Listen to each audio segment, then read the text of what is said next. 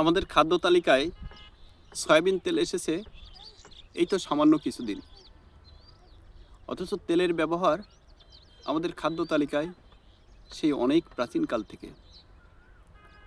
এই যে পিছনে যে গাছটি দেখতে পাচ্ছেন, ভ্যান্নার গাছ, একটা সময় ছিল যখন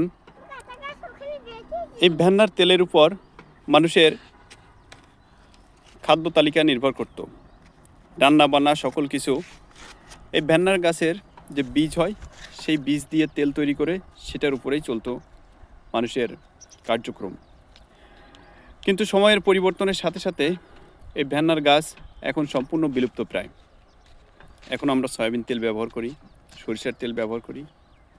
কিন্তু এই ভ্যান্নার গাছ একসময় অনেক যত্ন করে অনেক আড়ম্বরের সাথে চাষ করা হতো।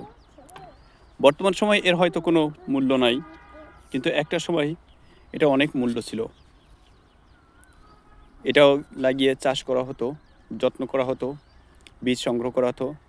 তারপর সেই বীজ ঢেকি বলে, ঢেকিতে ভেনে বা জাতায় পিষে তেল বের করা হতো। এই ভ্যান্নার গাছের বর্তমানে মূল্য না থাকলেও একসময় ছিল অনেক মূল্যবান। এখন অযত্নে অবহেলায় বেড়ে উঠলেও একটা সময় তাকে অনেক যত্ন করে বড় করে তোলা হতো।